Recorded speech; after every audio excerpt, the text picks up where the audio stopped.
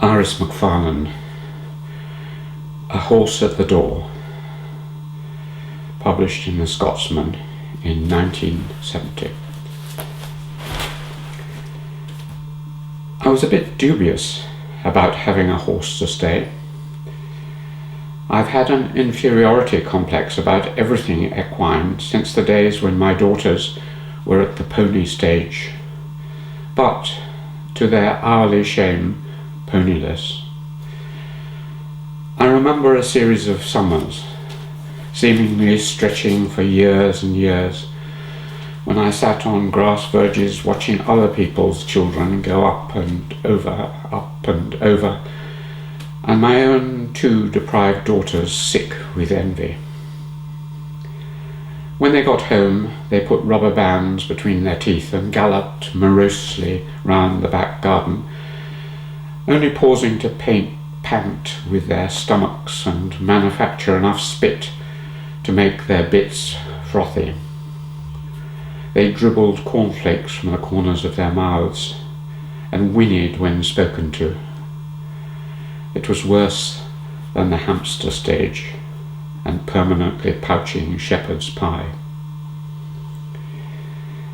Everyone, they assured us, everyone had a pony of 13 hands and yellow string gloves and a hard hat and a hacking jacket and a riding whip and a loose box to put it all in.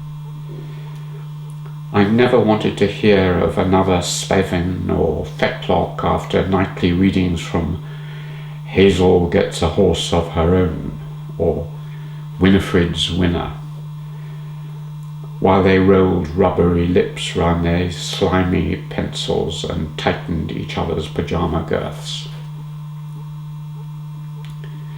But it was hard to say no to Bess, and here I am, with enormous hairy fetlocks, or is it spavins, planted firmly on my front doorstep, and quite often inside it. The first time she came in, we were a little alarmed, as she misjudged how far she could come and got stuck. We had visions of her wedged there till the spring, with postmen delivering letters through her legs.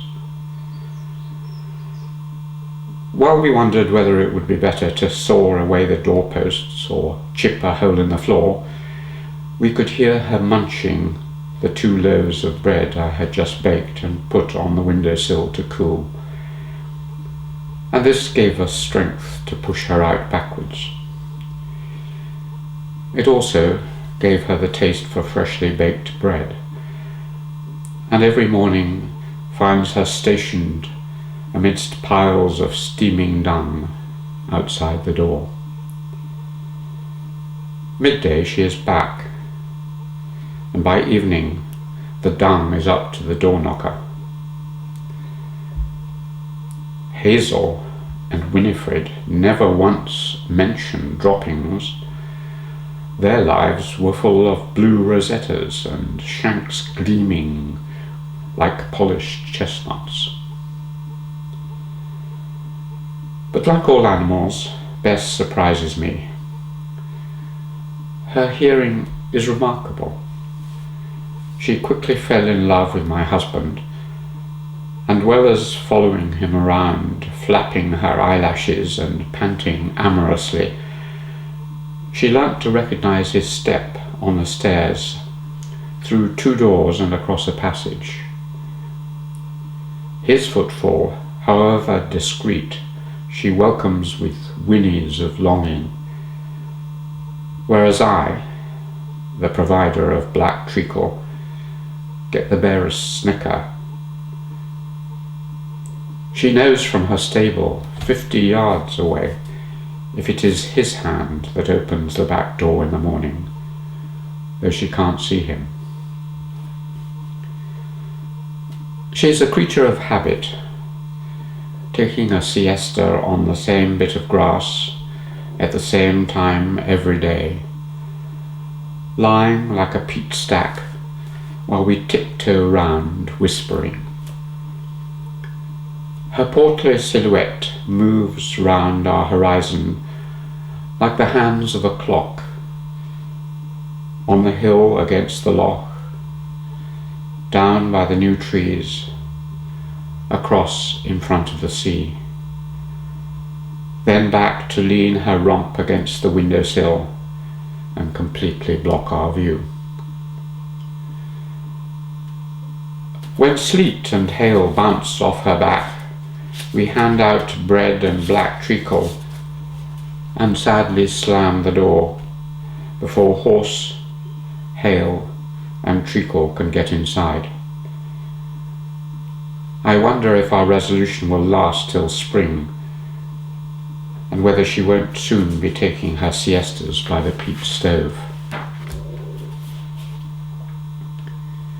Washing my sticky fingers, it occurs to me that I have spent the greater part of my life doing this, removing not only treacle, but stale banana, fish glue, lemon souffle, ants' eggs, frog slime, and egg yolks after feeding the animals which India, even more generously than the Hebrides, provided.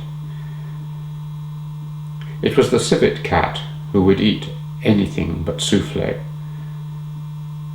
The rest were consumed by a selection of slow lorises, otters, porcupines, bears, baby leopards, and the like. I spent the whole of one tropical summer standing on the lavatory seat, feeding a baby owl who insisted on roosting on the cistern.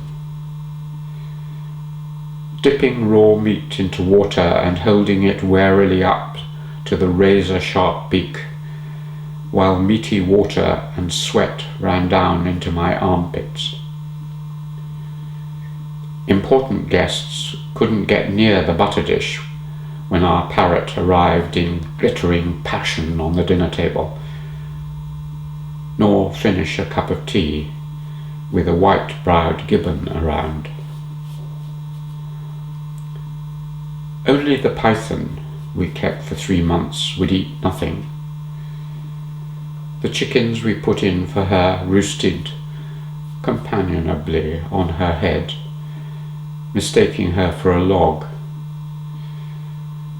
Eventually we were put to shame by a clucking of tongues against teeth from an Indian friend, and the statement, "Surely your serpent is greatly diminished." We gathered up the diminished serpent and put her into a laundry basket and tipped her out by the side of a remote road, where she lay looking grieved for some weeks, missing the chickens. Bess has established a crafty, symbiotic relationship with our chickens here, promising not to tread on them if they will leave her some of their grain. She gets nimbly down on her knees and puts her head through the very small hole into the chicken run, extends a long sticky tongue like an anteater's, and licks up the corn from their dish. She soon learnt how to unbolt the door into the storage barn, and ate her way through a month's supply of tuk-tuk mash in one afternoon. She also edged the lid off the dustbin in which we had stored our potatoes and ate the lot. We expected her to be hiccoughing Kerr's pink for days, but she didn't even have a rumble. So it all adds up to work, worry, surprise. Incredible surprise, in fact, when missing her in her usual hilltop stance, I climbed up to see where she had gone, and looked down on 2 silhouettes against the golden morning loch, her own trimmer, and beside her a spidery, wobbling one. The news spread quickly, and congratulations poured in. Donald in the van said it was the first foal to be born in the township in his lifetime. An everyday miracle. More mud, more dung, more treacle. But the horizon will be bare when they go.